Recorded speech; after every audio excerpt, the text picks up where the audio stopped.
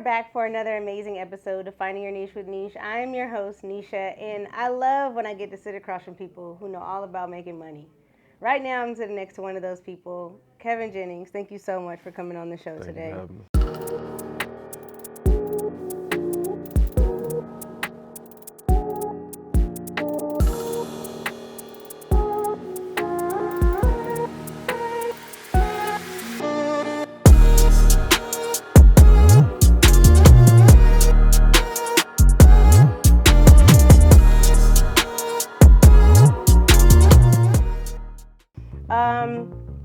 Mr. Government Cheese himself.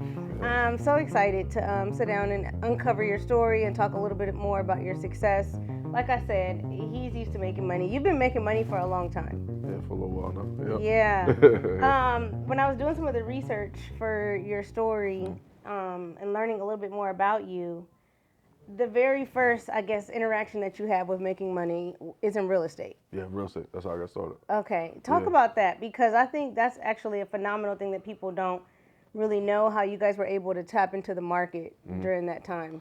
Yeah, so I got started in real estate in 2004 when I got out of college. I went to college at Florida A&M. Shout out to the Rattlers. So I went back to Miami when I left Tallahassee, and I started getting involved in real estate. It was a crazy time because that's when the market was really starting to boom.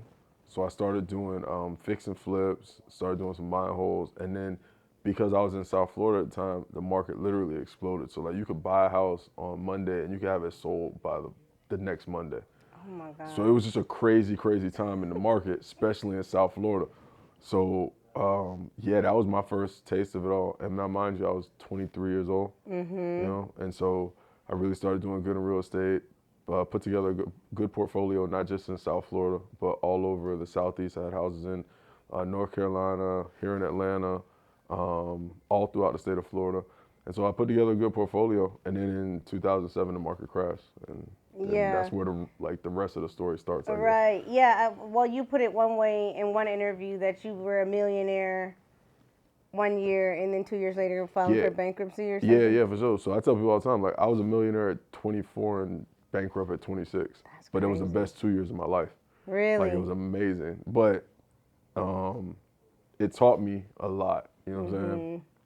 So yeah, I tell people that, honestly, I was never officially bankrupt, and the only reason I never had to officially file bankruptcy is because all the banks that I owed went bankrupt, so there was nobody to pay. So I never really, and so people laugh, and it's funny, it's a funny story, but it's truthful. Like at that time, there were so many banks that were doing mortgages and all that, and that's what caused that recession at that time. And so a bulk of my mortgages that I defaulted on were held by banks that defaulted and closed. Wow. So there was nobody to actually, Wow. you know, so. Look at God. Right? Look at God. Won't he do it? Yeah. No, that's amazing. So that actually helped, I guess, catapult you into pivoting essentially and getting into what you have been most successful in recently, which is government contracting. Yeah. I gotta talk about this. So you learn how to do government contracting. You know, one of your early contracts, $100 million. Yeah, it took me like, I can't remember. It probably took me like 6 or 7 years before I hit my first $100 million contract. Wow. Yeah. Can you talk about that? What do you do with $100 million, first of all? And what was your reaction, right? When you see this contract and when you figure out that you actually won the bid for that contract, what is your reaction? What am I gonna do now? Because that, like, to be honest with you, when you start doing the business, like, of course we all dream like, oh, one day I'm gonna do X, Y, Z, and you think you can, but then you really don't, in your back of your mind, think that you can really do it. And then when you do it, then you're like, all right, cool. Now what do I do? Like, now how do I actually do the work? Because like I tell people all the time, like in my industry, you know, profit margins are great, but they're not, you know, they're not exceptional. But so you can estimate to make anywhere between 10 and 12% if you're just managing things and subcontracting. If you self-perform, you can get up to the 20s. So you got to think, on a $100 million contract, that means that there's $80-90 million worth of outlay. Like, see, that's the reality that people don't really think. See, people hear $100 million and, oh, that's great, but To make 100, it's gonna cost you 80 or 90. So if you ain't got 80, you can't make 100. So once you actually get that contract and you get any contract, then you automatically got to go into that mode of, okay, now how am I actually going to perform? Because it doesn't matter if you don't perform. Yeah. Man, yeah. It's like it's exciting and it's scary at the It's same scary time. because it's scary. It's scary. It's like I tell my students, I tell everybody, like, your first million is the hardest one because it's scary. Because you don't know what you're doing. And it's the same thing with that. That first $100 million contract is scary. Like, because you don't have nobody to call that in our community, Yeah, especially yeah. at my age. At that time, I was, probably 29 years Yeah. old, 30 years old. Like, who am I going to call that's ever done a $100 Wow. million deal? So, yeah. What was the job? So I focused into, and this is kind of, I guess, skipping around the story, but so I was in the real estate, right, like we talked about, and I was doing the rehab work. When I got into government contracting, at first I started doing products and commodities, and then I transitioned into construction.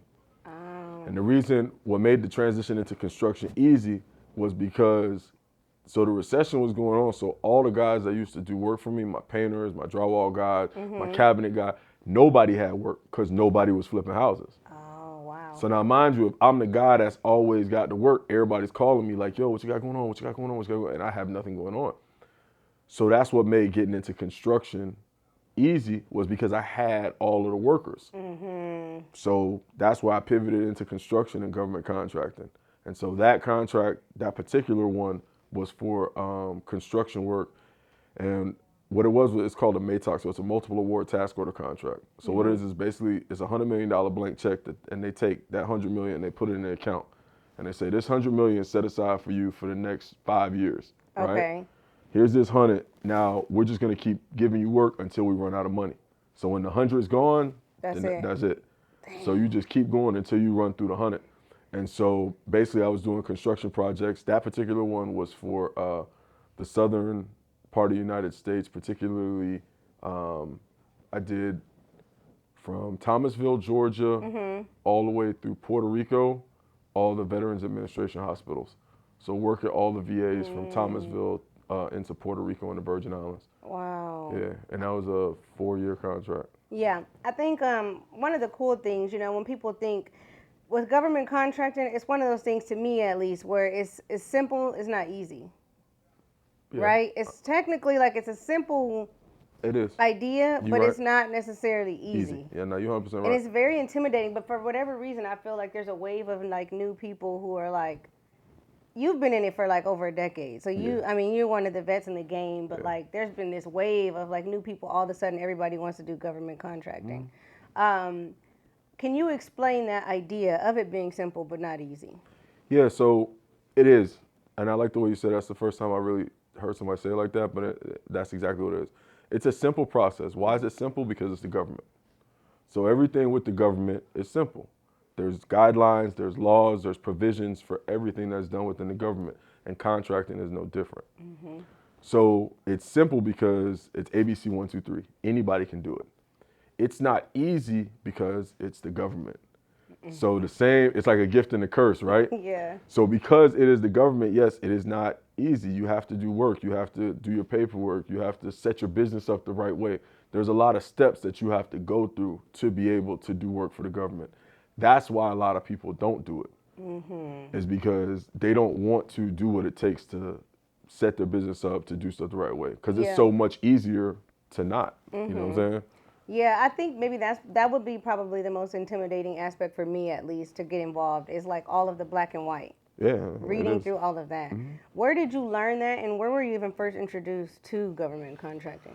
I'd say one of my first interactions. So my father is, I guess, like one of the pioneers of government contracting within the minority community, and specifically in South Florida, but all over the U.S. And because he got into it in the mid '80s.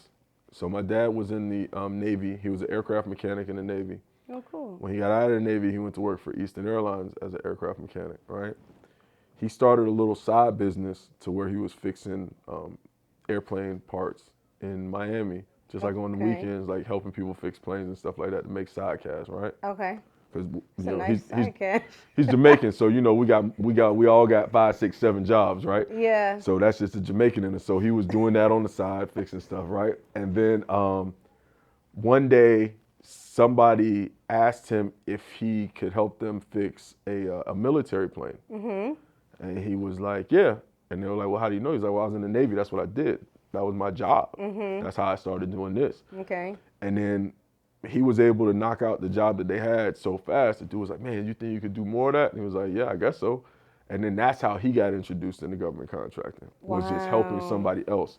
And so then this was, like I said, early, mid-'80s. And so then he basically went through the learning ranks and really tried to understand it, and did well. But just like anybody, when you pioneer, he's going to, you're going to have your ups and downs. Yeah. So he's one of the first to do it. So he didn't do great at all, because he was the test dummy. Yeah, he was. Right. So so that's the backstory on it. So then he kind of I had always saw it, and he had always talked to me about it because it was what he did. But I never looked at it or thought about it as anything for me. But then when I was having my issues with real estate, naturally he was still doing it. So then he was like, you should really start looking at trying to do the government contract. And I'm like, that's not my thing. And then he introduced me to the products. He was like, well, they buy like paper towels, they buy toilet paper, they buy copy paper, toner, things like that.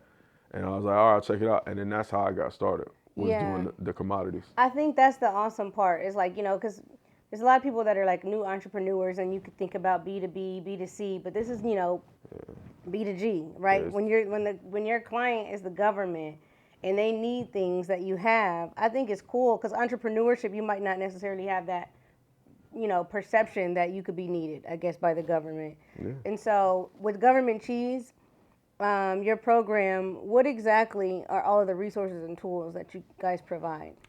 Yeah, so one of the main ones is, yes, my knowledge, my experience, my track record, me going through all the stuff. But when I created Government Cheese, what I wanted to do was be a resource to people. So not only do they have access to me and I go through the process of how to actually do it, but then I provide all of my actual resources. So my lawyers, my accountants, my bonding agents, my insurance agents, like that whole resource pool, but then also my contacts and my connections, other government contractors that I deal with. And what I really, really, really am trying to do with Government Cheese is create a solid community and network of individuals that are like-minded within business, but happen to also be government contractors. I see. Because the way that you can really grow and really take your business to the next level is through partnerships. That's what the big guys do. So that's what we have to learn to do within our communities, is partner and take things down at a larger scale. Because that's what our competitors do. That's what the Northrop Grummings, the Boeings, the Lockheeds, they partner with each other and they go after those larger contracts because they know they can't do them on their own. So like you said, there's a wave of people getting into it now. I love it. And like, I'm one of the ones, like, I connect with all of them. Like, if I see somebody online, they doing it, I'm hitting them up like, yo, what you got going on? That's what I was about to ask you. What would be like your ideal partnership? Just someone who's like-minded, who can get it. And I love partnering with people that necessarily don't do the same things that I do. And the reason I like doing that is because I love to learn. So I feel like no matter where you're at and who you are and what you got going on in your life, you can always learn from somebody. And so I love to partner with people in opposite industries. So that was like my perfect partnership. But like, I love the whole wave. Like, I love everybody who's in the game. Yeah. The cool thing about, you have been doing it like for so long is you learn a lot along the way. A lot of successes, a lot of failures. Yeah. Can you think back to maybe like what was your biggest L when it comes to government contract? It was a lot. I ain't gonna lie to you. It was a lot. It was so tough for me because when I started, like, the internet didn't exist. Like, I mean, it existed. Well, I was about to say, you're not. You know what I'm trying to say. Like, the internet existed, but not to the extent that it is right now, right? So, like, you got to think, like, smartphones. Yeah. Like, the iPhone didn't really come out. Like, it just came out, like, quite honestly, we were all still on flip phones. Yeah. Like, the Motorola StarTex. People Razors, had two-way pagers, the Razors, the Blackberries. Like, that was the wave. Okay. Right? So, we didn't have the internet in our hands to be able to research things. Social media didn't exist. So the biggest problem for me was actually getting out there and learning and navigating the maze. And then now, mind you, I was 27 years old. Wow. So I would go to these conventions and I'm in the room with people that don't look like me, right? Because there's very, even to this day, there's very few minorities that are involved. But then B, people that are not only older than me, but like my parents and my grandparents' age. Yeah. So like that to me was the hardest part. It's like I would walk in these conferences and they were, what are you doing here? Are you lost? Mm-hmm. And I'm like, nah, I'm here. This is what I'm here. This is me. I'm Kevin Jennings. This is my company. This is what I do. And they're like, yeah, all right, cool. Yeah. Wow.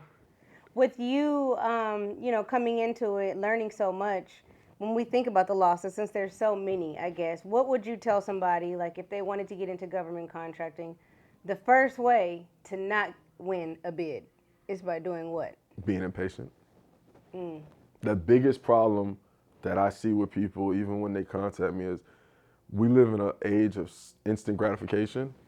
Yep. And people are so impatient, and you cannot be impatient with this game. Just be patient. If you're impatient and you get into it and you go just trying to get a job and trying to get that first bid, and you are rushing past all these steps, you're gonna fail. And the thing with the government is you can't fail too many times. That's the difference. Is this client, like, they don't like failure. And so if you're coming into the game, and we all make mistakes. Yeah. So you make one or two mistakes, people are going to work with you. If you're constantly making mistakes, it's something wrong with your business model. And if you're not astute enough as a business person to realize that you may have some kink in your armor, they're not going to deal with you. Wow. Because it sounds funny and it's bad when I say it. I'm sorry if anybody out there works for the government, but people work for the government because they don't want to work. Like, you think about it, we all had that auntie who was a teacher and that uncle who was a firefighter, and you be like, oh, don't you want to retire? No, man, I got 20 more years and I'm getting that good pension. Like, they don't want to work. Yeah. That's why they work for the government. It's easy. It's easy. It's an easy ride. It's an easy ride, right? So now you think you got a business and you're coming to them and now you're making their life difficult. How long do you think that that's going to go on? When they're like, man, I'm not trying, I'm here because I didn't want to work. Like, why are you making me work today? Like, go get your paperwork together and come back. Yeah. And so that is the biggest way to get out of the game, is being impatient and not setting your business up the right way, because them people are not going to play with you. They don't have time. Yeah, I think that's an important aspect too. It's like having your ducks in a row, right? Because there's a lot of people that say they're entrepreneurs and they look like entrepreneurs on Instagram, but they're not really entrepreneurs on paper. Nah, I tell people, like, when I present, right, I have a couple slides I go through, because one thing with me is, like, I love to give, like, facts, right? Like, hit you with the facts first, and then I'll come back. So some of the first stuff I hit people with is I'll be in a room full of people. I'll be like, all right, how many women business owners are here? And I'll have a whole room of people put their hand up. And I'm like, okay, how many of you are actually registered? Nobody. I'm like, then you're not a woman-owned business. You're a woman that owns a business. Like, in America today, registered with the federal government, there's 15,000 women-owned businesses. The government spent $25 billion with women-owned businesses. Wow. There's 15,000 of them. That's it. 15,000. Wow. That's it. That's insane. That's because people don't understand. And that's honestly why we created Government Cheese, is to get the knowledge out there for people to really understand the power that you have. Yeah. Like, you know what I'm saying? And that's the biggest thing, is nobody wants to put their ducks in a row. They just open a business. They start an LLC. They go get a bank account. I'm a business owner. It's like, nah, you're not a business owner. Yeah, and I think kind of back to your point when you were saying that, like, trying to get more minorities to understand government contracting. Where do you think the disconnect is when it comes to us learning? We lazy. Lazy? We lazy. We lazy. 100%. We lazy. We want to do what's fast, what's easy, what's quick. We want to put the work in today and get it tomorrow. That's it. 100%. We lazy. And how do we bridge that gap? Somebody, like, I don't know. Like, I know there's a lot of us that are trying to bring it to light. You know what I'm saying? But it's got to be in people. But, like, we've been so, like, bred to just be lazy, and, like, we're just late, and it's really, really bad these days, especially with the younger generations, because everything is so easy. Yeah. Like it's just so we're just lazy, and that's the thing with this game with the government contract. You can't be lazy. With the actual government contracts and staying tapped into like the opportunities that are in front of you, what are some like, pieces of advice that you give to people as far as like how to find the right contract based on their specific business? Yeah. So what we do is as soon as somebody comes into my program, no matter what level they come in with, right? One of the first things we do is we do a SWOT analysis on them and a SWOT analysis on the business. So a SWOT analysis is your strengths, weakness, opportunities, and threats, right? So a big problem that people have when they start business is they start a business based on their passion, what they love, right? And the problem with that is you love it, but does your customer love it, right? And that's something that really hits a lot of people is they'll jump into a business, oh, I love doing this, I'm so da-da-da. That's great. But if your customer doesn't like it, it doesn't matter what you like. So we do that SWOT analysis. Why? So we can understand what our strengths are, what our weaknesses are. Because that's another problem that we as human beings have is we tend to go towards our strengths. You don't want to create a business based on your strengths. You want to create a business based on your weaknesses. Then you want to augment your business with individuals that are strong at what you're weak at. That's how you build a successful business. If you build a business based on your strengths, you're not going to succeed because the minute you hit adversity, you're going to stop. The minute you hit one of your weaknesses, you're going to pull back. If you set that business up based on your weaknesses and you bring in all the key elements to grow that business based on your weaknesses, your strengths are then going to be magnified. So that's one of the first things we do is set that up. Well, I know I'm going. I'm a little too deep, but like, but like. Hold on, My Kevin. bad, dog. Wait, I'm sorry. wait. I told you when I start, like, all right. Okay, you have to run that back, but in English. Think about this. I'll run it back in English. You're right. My bad. Sorry, y'all. I'm running back in English. What we do all the time in life is we do things based on our strengths once again because we tend to get lazy, right? So when people start businesses, they start them typically based on their strengths, right? If you start the business based on your strengths, you're only going to go as far as you can take it. Okay. If that makes sense. Okay. You see what I'm saying? Yes. So because far. you can't change what you're good at that fast. You can read, you can learn, you can go through certain things to enhance yourself, right? But you're going to be what you're going to be.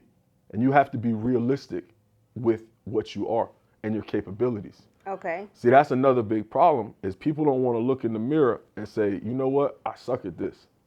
See, like for me, in my business, I know I suck at paperwork. Hold on, wait. Half the job is paperwork. But I can keep it real with you. But I can tell you because I know myself. So what was some of the first things that I did within my business? I hired good lawyers, I hired good accountants, I hired good project managers, I hired good administrative assistants, great office managers. Why? Because that person is great at paperwork. So now I can be great at what I'm great at, which is finding the work, which is getting the work done, which is making money. I make money. That's what I'm good at. So I hired everybody that's good at everything else. So to help try to mitigate. To mitigate all that. Yeah. That's how you stop yourself from those stumbles and those losses. See, when you go out there and you're focused on your strengths, like if I would have built my business and I know I suck at paperwork, and I start going, and then the paperwork gets to, I'm gonna have an issue. You out. And I'm out the game. Yep. So that's step one. Build a business based on your weaknesses, not your strengths. Step two is then look at your resources, right? So now you know what your strengths are. Now you know what your weaknesses are. Now let's look at all that, and then let's look at our resources. And now let's go to the government and figure out what do they buy that best fits what we offer. Which goes back to, like I was saying, people start businesses based on their passion. Yeah. That doesn't work in B2G. That can work in B2C because you can find somebody else that likes exactly what you like. See, the beautiful thing about government contracting is it's all public knowledge. Yeah, that's a good part. That's why I love being on social media with it. Because somebody be like, oh, you didn't do that. Just Google me. Like, it's all public knowledge. It's I don't all get public knowledge. Because they have to kind of put out what they need, right? You want to know how much money I make? Go look it up. I'll give you the website. I don't know what you want me to tell you. Like, I don't care. Like, it's public knowledge, right? Yeah. Ain't no cap in this. But I use it for a different reason than most people will use it for. Okay, what's that? So I use the information and the data that the government puts out to find the holes within the system. See, most people, they want to know how much money Pfizer made last year so they can complain about how much money they didn't make, right? I don't care about how much money somebody else made. I want to see how the government is spending their money. So I'm going to look at how much money is being spent within a certain industry. Is that money, how much of that money is being allocated to different set-aside groups, whether it be small business, women-owned businesses, veteran-owned businesses? Where is that money being spent location-wise? What states are getting money spent on different things, right? Okay. Within those states, what are the top agencies that are doing business? So then when I help somebody put their business together, like if you are here in Atlanta and you have, whatever type of business, say you have a home healthcare business, and then we start looking at it and I say, listen, man, home healthcare, the VA is really not spending that much money on those services here in Atlanta. I would suggest you open up an office in South Carolina because at the Columbia, South Carolina VA last year, they spent XYZ. Okay. And that takes a lot of research to kind of get ahead of the curve. Yeah, which goes back to people being lazy. Oh, one thing that go ahead. No, because it goes back to that because like all of that research, that's how you build a business. But nobody wants to sit there and do the research. Nobody wants to do that. Nobody wants to do that. It's just part of the game. Something that you said when you were kind of talking about, building a business off of your weaknesses. One thing that I do think rings true is when you spoke about how people are so connected and attached, right, to their business, and they're excited about, pursuing their passion. You did something that for a lot of people is very challenging, which is sell your business. Oh yeah. Can you kind of talk about that and why you decided to do that and how it benefited you? Yeah, so to be honest with you, when I went into it, like I never thought that was a possibility. Because once again, I had never met anyone who had done that. Like I didn't know people who did that. Yeah. I didn't think that was a possibility. I got into a niche, right? That was very, very highly specialized and in demand at a certain time. And when I got into that, I pushed myself to the forefront of it. And so when I did so, that made me very attractive to my competitors. So I was actually acquired by a competitor. The story's really crazy. Like I went to a pre-bid meeting for a job in Miami. Okay. And so I go to this pre-bid meeting, I'm looking around, I'm putting together my strategy, because that's what it all, So I'm putting my strategy together, okay, I'm gonna do this. And so this guy comes over, and I knew he had no business being there, right? Like, cause I'm in underground utility construction, water and sewer, right? Okay. So everybody's in there like, looks like they've been in the sewer, right? And this dude's in there with a suit on. I'm like, Wow. bro, I'm supposed to be here. And so he starts talking to me, trying to fill me out. And I'm like, yeah, when I get the job, I'm gonna do it like this. I'm gonna do this. This is how I'll mobilize. He's like, what you mean when you get the job? I was like, no, this is mine. He's like, how do you know you're gonna win? I'm like, because I know I'm gonna win. I was like, because I do this for a living. Like, I know my competition. I know how much work they have in backlog. I know their prices. I know this job, and I know what you're going to bid because I know what type of margin you're going to make. So this is how I'm going to bid, and that's how I'll beat you, right? He starts laughing. I was like, and I tell people, it's just math. It ain't hard. And so then I actually win. I beat him. Yeah. So he calls me probably 2-3 months later, my phone rings. And he's like, hey man, you remember me? I'm like, yeah, what's up? He's like, you beat us. I was like, yeah, I told you I was gonna beat you. He's like, yeah, so we really wanted that job. I'm like, yeah, I don't know what to tell you, but I feel you. He was like, all right, man, so we just gonna buy your company and then we do it like that. And I'm like, all right, bro. I'm laughing like, sure thing. Yeah. I'll call you back. Right. Like, I clicked. And so then he calls back. Calls back later. He's like, serious? Like, nah, we want to buy you. And I'm like, okay, what's that mean? He's like, how much you want? So I'm like, what you mean how much I want? He was like, we want to buy your company. How much money do you want? Then I want you to come work for us. And then basically you're going to run all of your own jobs, but for us. And then you'll help us run other jobs and grow. And I was like, all right. So that's how I sold my company. Wow. Yeah, I didn't go into it thinking that I was going to sell. Wow. But it was I sold because I saw the opportunity, not just for myself to gain financially, but for me to be able to help others. And because nobody within my circumference had ever been put in a situation like that. Yeah. So when I was able to sell my company, I was able to help countless other individuals. And to me, that was one of the reasons that I did it. Are you able to say how much you sold it for? No. Can I try to guess and you just blink? I mean, you could try to guess. Okay, I'm gonna say 1.2. Oh no, you off. Way off? Yeah, you're way off. I need to go up? Yeah, you gotta think at the time, like, yeah, not to like do math or anything and really get personal with people, but I mean, you gotta think like I'm doing annually. I'm doing annually at the time probably around 7 or 8. Oh, okay. You know what I'm Okay, saying? so yeah, you straight. Yeah, like so not to like count people pockets, but nah, we decent. So, but I used it honestly. It wasn't about the money for me at the time, because then I could talk for a long time on mergers and acquisitions, but I did something a little different when I did my deal. Okay. So I didn't take all cash. I took stock options as well. And the Oh. reason I did that is because I wanted to set up something bigger than just me. If I would have took cash, all cash, I would have just had a bunch of money. That's cool. But I rolled my options in cash back into ownership in the business. And I did that not for the financial gain in the long run. I did it so I had to be part of the conversation. So now understand, right? So at the time, I'm a 7-figure business, but I was acquired by a 9-figure business, Wow. right?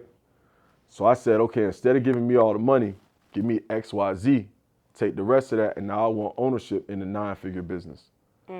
So I rolled my money back into stock, and then I became an owner of the company that bought me.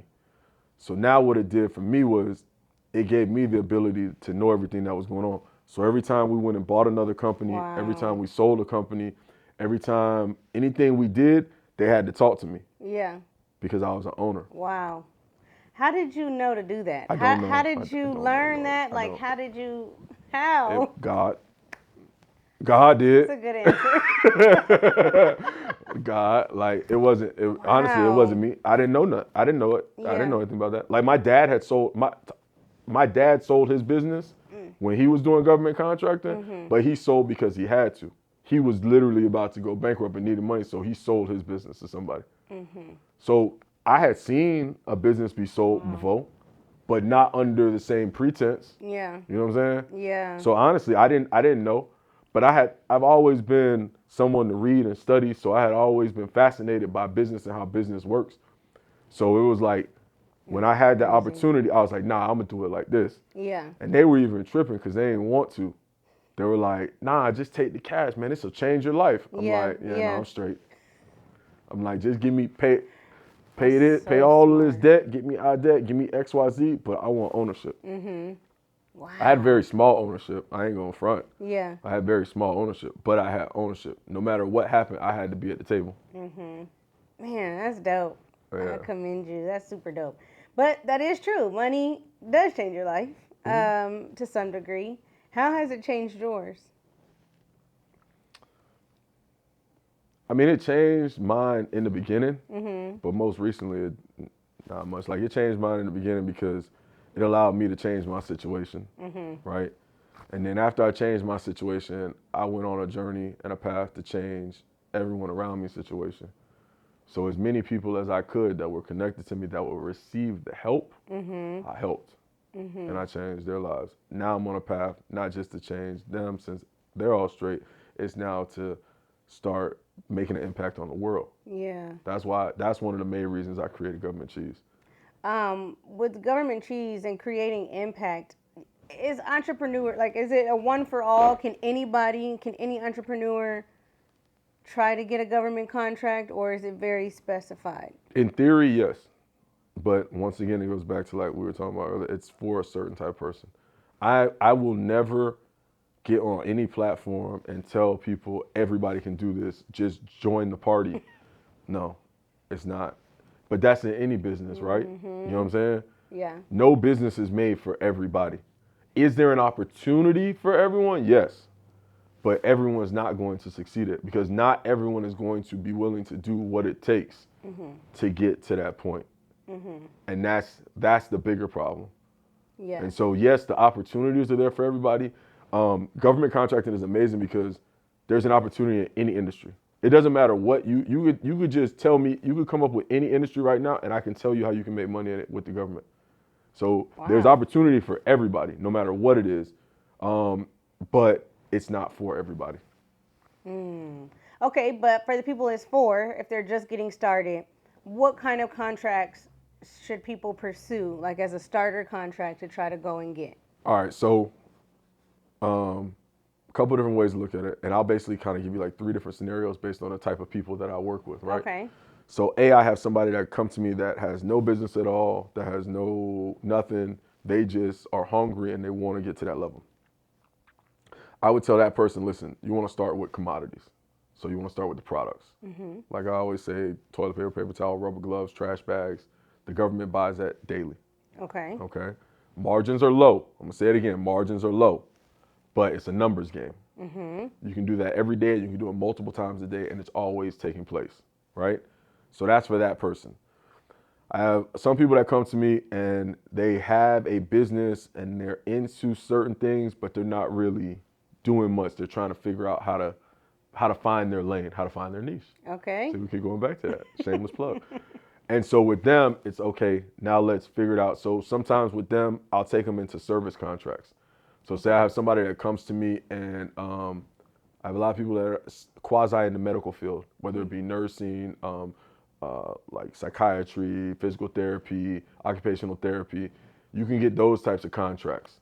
IT. Okay. So people that come to me that have service type companies, I tell them, okay, go to the service route. You know, doing IT seat management is a great thing. Occupational therapy, physical therapy with the VA, doing outpatient work with them, you can get into the services. Okay. So that's the products is for the low level people that have nothing. People that have something trying to figure it out, usually services. Service. Okay. And then the third type of person that usually comes to me is somebody that has a business. They've been doing good. They've been doing B2B. They've been doing B2C. And now they want to take that to the next level. So that type of person is somebody that I would say, okay, let's take exactly whatever business model you have and let's 10x it within the government. And so they can pretty much do anything. A lot of them, if they have specific businesses, like, for example, like janitorial and cleaning services, Okay. that's a big thing. So I have one student out of Texas. He runs a commercial cleaning company. So now we're taking his commercial cleaning company where he's already doing stuff in office buildings and things like that. And now we're going after military bases, VA hospital, public libraries, courthouses. And so now we're taking his current business model and 10xing it. Then people sometimes that are in similar stuff and they have like great management skills or they have management companies. Okay. They can get into project management, administrative support services, those types of things. So there's a number of different lanes based on the person's Yeah. company. That's the biggest thing, and that's like the only knock that I have with like some of the so-called gurus in some of the spaces is they just tell everybody go do this. It's for and it's like no, it's not. There's like no, everything's not for everybody. There is a lane for everybody, but everything's not for everybody. I think, is there any, I guess, government entity that's the easiest to get a contract with over the other? No, it just depends on the company. It depends on the individual. What And about state? states are great. Okay. States are great. I do in my current business, I'd say probably it's like an 80-20 mix with me. Right now I'm about 80% state and local and about 20% federal. Okay. So state and local government is great. But once again, it's so my niche that I'm in, my niche that I'm in leans towards the state and local government. Okay. Right? So I'm in water and sewer. So the water and sewer systems are usually managed by the local municipalities. I see. They get their money from the feds, but they manage them on a local level. So state and local is great. Yeah. You just reminded me when you said feds, and it made me think back to like having your business in order and having the proper procedures in place. There is a situation that you encountered when you were raided because your company was being audited. So it was an investigation. An investigation. Can you talk about that and what you learned from that? Have your paperwork together. So I'll say before I tell the story, I'll say you want to have your paperwork together. And the reason why you want to have your paperwork together is it's not a problem, right? Like what we do is not wrong. But you got to have your paperwork together so that you can show people that what you're doing is right. But because, like I said, I knew paperwork was my weakness, I had people in place to make sure my paperwork was tight. Story goes like this. This was like 2010, 2011. So I'd only been in business 3 years. But literally, I went from my living room to like 4 states in 3 years. Like I literally went from zero to like $8-9 million and like that. Oh my God. And so basically, I'm doing a lot of work with a particular agency. A lot of work. Somebody within the agency thought that it was suspicious how I was getting so much work. So they told the OIG, which is the Office of the Inspector General. And so the Office of the Inspector General put us under investigation. And so what people have to understand about government contracting, and see, well, I'm one of the types that I ain't just gonna tell you all the good, I'm gonna tell you the bad too. So when they wanna come talk to you, like they don't just pull up and say, hey, what's going on, buddy? Like they only know one way to do everything that they do. And that's just how they do. So they literally came, they cordoned off our entire office complex, not just my office, the entire office complex, like came inside and literally took laptops and my server and was like, all right, we'll call you when we're done. Wow. They took the laptops, the server, they hopped back in the SUVs and they took off. What were you thinking in that moment? Were you totally surprised? I mean, yeah, like you hear people say that it's a possibility, it can happen, but you don't ever really think, right? They watching like that. Yeah, but no, they watching. Because that's the one thing I tell you, if you're going to get into government contracting, you're taking money from the government. They want to know where their money's going. They want to make sure you're doing the right things. Like, you got to run your business the right way. You got to have your paperwork on point. If you know you don't, stay away from this game. If you're not ready for that heat, stay away from this game. Like, people watch the movie War Dogs, and that's always what they equate it to. But that's literally what it is. It's War Dogs. Like, I'm getting money from the government. I'm doing what they want me to do, but then I'm living my life. Yeah. So, yeah, so they came. They took my computers, they took my servers. Cool. They investigated us for probably like 2 months. Went through everything, went through all our files, seen that everything was on point because all my paperwork was always on point. From the time I got a request to the time I signed my last check, I had my lien waivers from all my suppliers and my subcontractors. I had receipts for everything that I bought. I had all my paperwork, so they couldn't do nothing. Now what they can do is they happen to maybe call the IRS and say, hey, we just had his computers and we just checked all his paperwork. He might have missed a couple of numbers on his taxes. So then after my actual investigation was over with the IG, then I actually got audited by the IRS. Wow. So then I had to deal with the IRS audit, which is cool. It is what it is. We live in America. Right. Ain't nothing a check can't solve. It's all about money. Don't get it twisted. You know what I'm saying? So I go through that. They figure I might have missed a number here or decimal was out of place, whatever. It's cool. So I cut them their little check. Then they left. Then the State Department of Revenue came and they were like, hey. And then I cut them their check and then they left. It's part of the game, man. So when you talk about like learning experiences, yeah, I learned. And so now I can tell people. You know what I'm saying? Because I can tell people this is what happens. This is why your paperwork needs to be on point. Yeah. Because not to say it will ever happen to you, but it happened to me. But my paperwork was on point, so they couldn't do nothing to me. But now what did they do? It's the government. When one agency has your laptop, they slide it over to the next agency. Then they slide it over to the next one. So all of them came down on me back to back to back to back. Wow. But I got out of all of those situations because my paperwork was on point. Wow. Man, look at God once again. God out here guiding. I think that's cool. I think that's a phenomenal, really a phenomenal story, and I commend you for that too. Like learning early on to have your stuff together because it's kind of like the foundation, right? It's the foundation of like everything that you do. So the fact that you're able to do that is key. The other facet I think that is important for you to touch on. Because it's not just literally having the business acumen, it's also the mental fortitude to be able to like get through this and to be able to manage the money and be successful. Can you talk about the mental work that you've done thus far? Yeah, mentally it's tough. Mentally it's very tough. But I tell people you got to be grounded. You got to believe in something. You got to stand for something, right? So when I say you got to believe in something, you got to believe in something greater than you because you can't do it all.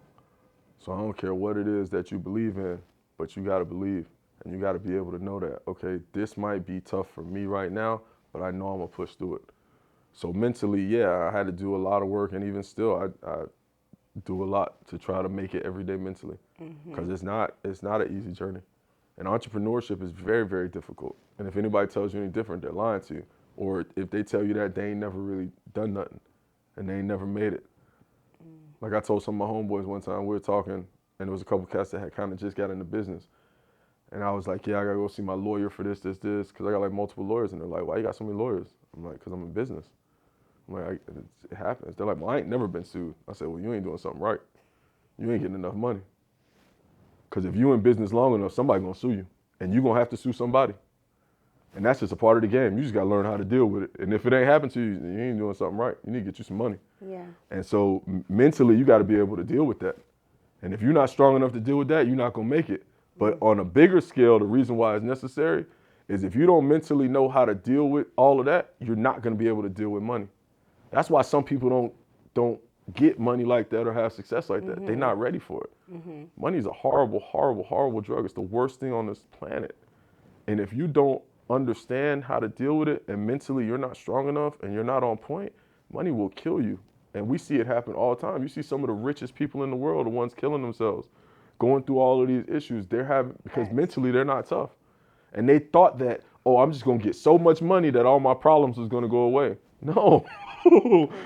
No. They're amplified. They're amplified. Yeah. 100%. All money does is whatever you are, it 10x's it. If you're a great person and you get money, it's going to make you a better person. If you're a horrible person, it's going to make you the worst person on earth.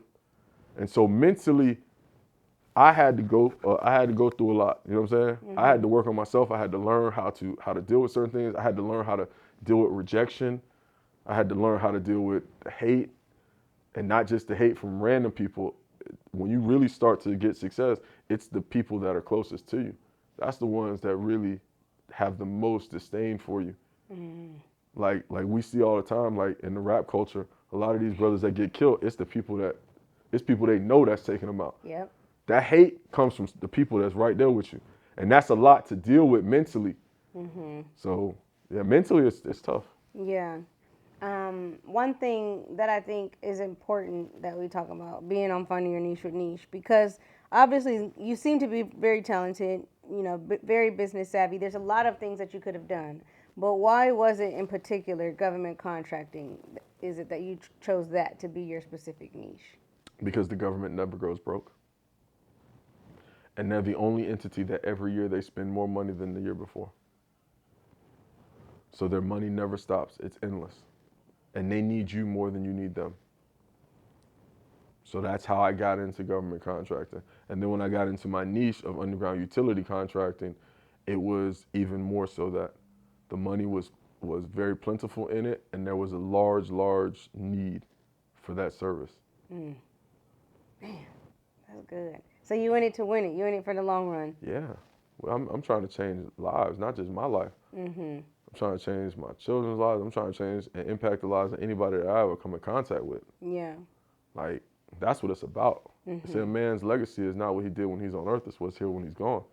I'm trying to really leave an impact on this world. I'm trying to like make it so that people understand that, okay, this man stood for something. He did something. He helped me. If I can give somebody a small piece of advice that can help them and they can impact the lives of 5 or 10 other people, like, I did my job. That's real. The way that you're doing that right now is through Government Cheese. Yeah. Can you talk to people about if they want to tap into your resources, how they can do that? Yeah, so we have the Government Cheese program. That's essentially, right now it's a module-based course. And what it does is we go step by step, basically A to Z, how to get into government contracting, what it looks like, how to really understand it. And then we have our mentorship program. So anybody, feel free to reach out to me on any of the platforms, get into the course in the community. What I did with trying to create the community was just like I was saying earlier, create a community of individuals that are like-minded, that have the same goals, and then we all pool our resources together. And so they utilize my resources, we utilize each other's resources, and then together we can all grow. And so we have the course in the community and then mentorships This year, I'm trying to get myself out more into the public Yeah. because I'm not gonna lie to you, it's very hard for me. I just got on social media. Like the government cheese page, it may sound crazy to people, but it was just created in May. Like I literally, What's the secret? Cause y'all got what 80,000 yeah, followers. So yeah. I'm just trying to learn like what's the You, I don't know. I don't know. It's, man. I'm about to get off. I'm just about to get off Instagram and then pop back on, I don't pop back know. out on y'all in like 6 months and see what's Yeah, I don't cracking. know. So like, and that's the thing. I'm just trying to. I just try to every day I go on there. I just try to add value. Honestly, I try to add value to the world. Like that's and I don't know if it's maybe because like honestly, truly, that's my mission every day is to add value to the world. Yeah, And that's so that's good. what I'm trying to do. So that's what the government cheese is. It's just a platform for that. So the Instagram is our main platform where we get a lot of stuff out. I just launched the YouTube channel this week, and so the YouTube channel is going to be there. More free resources for individuals. Because what I don't want to do is I don't want people to say that finances held them back from an opportunity. So a lot of people, my course is $9.97 right now, $97. Okay. Right, with that you get the course, you get the community, you get the private Facebook group, and we do bi-weekly group coaching calls. I don't charge monthly fees, and you're in it for life, right? Wow. One-time fee, $9.97. I don't want people to say, well, I can't afford $9.97, so that's why I'm not going to be able to do this. Great, I'm going to create the YouTube channel. I'm going to give you enough resources, enough information that if you cannot afford to get into the course and community, here are some simple ways you can get into government contracting. As you start to make money, pay it forward, and then join the course and community. Like do it like that. So the Wow. YouTube about to start popping, and that's pretty much it right now. And then I'm Yeah. just moving around, trying to go to as many cities as I can. I do boot camps every quarter. Oh wow. Yeah, so every quarter. Where are those held? Different cities. July we were in Miami. October we were in Orlando. This February we're gonna be in Las Vegas. So February 18th and 19th, Okay. Las Vegas, 2-day boot camp. And I haven't figured out the rest of this year, but I try to just move around. I keep them small, 15 to 20 people, because I want to be able to really add value to each person that came. Okay. I don't want it to just be people coming in. It's 100 people in the room, and this guy's over here playing on Facebook all day, so you can't understand. I want 20 people that are serious about their business to come tap in with me for those 2 days and really learn government contracting. And the success rate from it is crazy. I had a guy come to my July one. It was July 30th and 31st. He won his first contract on August 26th. Wow. And he wasn't the lowest bidder. He was actually 3 times higher than the lowest bidder. Wow. But I taught him the tips and tricks of how to do it. So 26 days, he won his first contract. It paid for that class, that boot camp multiple times. Wow. And in his first year, he's easily going to make over 6 figures doing government contracting. That's dope. Yeah. Super dope. Before we get ready to go, I have to ask you this because I think this is really cool. We talked about it a little bit offline when I was first kind of getting to know you. Do you still have the contract with the NFL? Yeah. Can you talk about that? Yeah. All right. So, yeah, I Because can't. I think it's so like. Yeah, it's another, like, I don't talk, like, that's what, What? I don't know, man. I'm weird like that. But Me and Kevin going to the Super Bowl, y'all. yeah. So, all right. So, the NFL story goes like this. So, being in government contracting, sometimes people think that government contracting is just about doing business with the government. But if you learn how to leverage your certifications, there's actually other entities that utilize government certifications. Most, if not all, of your Fortune 500 companies have supplier diversity and inclusion programs, especially in 2023. Okay. Right? Everybody's got an inclusion program. The NFL has an inclusion program. In 2009, now mind you, I'd only been in business a year, right? Because I really started in 2008. So in 2009, the Super Bowl and the NFL came to Miami, right? They reached out to Miami-Dade County and they said, hey, we're looking for small minority businesses that want to do work on the Super Bowl. Because I was registered as a small business, my name goes into that pool of people. They had an outreach event. I go to the outreach event. I'm like, yeah, I'll never get any work out of this. This is crazy. So I didn't even think anything of it. They called me. One of their main vendors calls me and says, hey, we saw you do construction. We need somebody to help us do minor construction projects and provide us labor. I said, all right, cool. So I do my first Super Bowl in Miami. So I provide all the labor to this particular vendor. And that vendor at the time was responsible for all of the event management and setup. So all the tenting, staging, scaffolding, temporary facilities, all of that. So I helped build all of that, provided the labor, and then because I'm a general contractor, I pulled all the permits for the Super Bowl. Wow. That year finishes, and they call me and they say, "Hey, you want to do another one?" And I'm like, "Yeah, what does that mean?" They're like, "But this time it's going to be a little different. We want you to actually work with us as a team member." And I was like, "Okay, why?" And they said, "Well, we don't really have people that work with us that have infinite construction knowledge like you. Most people are event people or sports people." They're like, "So we want you to bring your construction knowledge to the team. And as we go to different cities, you can help us analyze how stadiums are built and what's going to be necessary to hold the Super Bowl and then basically help us do them." So I ended up doing 10 Super Bowls and 8 Pro Bowls. And then I took a break a couple years ago. I think the only Super Bowls that I missed were I didn't do Atlanta and then I didn't do Tampa. So I took Atlanta and Tampa off. Wow. And then they came back to Miami 2 years ago, 2021. They came back to Miami and they were like, "You want to come back? I know you've been chilling." Yeah. And I was like, "All right." So then I did Miami, and then they just signed me up again. And this year, once again, God did, by the grace of God, this year in Phoenix, I actually have my own venue. Wow. Yeah. So for the past 10, 12 years that I've been working with them, I've been working as a second tier sub under another company. Okay. And I've been just helping them do the things that they had. This year, they gave me a direct contract, and they gave me my own venue. Wow. So this year at Super Bowl, I want everybody to watch. Opening night is, I believe, the Monday night before the Super Bowl. It used to be called Media Day. That's where they host all the teams, and they come out and do all the interviews. So I'm actually building that entire event. So that event is under me this year. So that's the first time, which is crazy for me, and it's a good thing. But I don't talk about it just because I don't like to talk about that part of my life. But you made me talk. You asked, so I told you. Yeah. Thank you, because it's so cool. I mean, Yeah. like, that's so dope. To your point, like what you were saying, like a lot of people, when they think of government, they don't necessarily think about entertainment. They don't think about all the other things. Yeah. They don't think about, like, you have that small business cert, that woman-owned cert. There's so many ways. Like, one of the big ones here in Atlanta, Coca-Cola. Coca-Cola uses all of those different certifications. There's so much work that you. I'll give another quick little gem. Like, all the people, I know there's a lot of people out there in like the trucking industry. Like, all these different places have supplier diversity programs. Reach out to them. Let them know you have trucks. You have certain things. That's the free game right there. Yeah. You're welcome. Like, there's so many different ways, but the problem is people don't understand how powerful government contracting is and how powerful these tools are, so they never get them, and then they complain and say there's no opportunity. The opportunity's there, you just don't understand how to get to it. There it is. Kevin? My bad. I hope that wasn't too much. No. No, man. That was phenomenal. If y'all want to learn more about how to get these opportunities, definitely tap into his program, thegovernmentcheese.org. Yep. There it is. Thank you so much for coming and sitting down with me. I definitely enjoyed this conversation.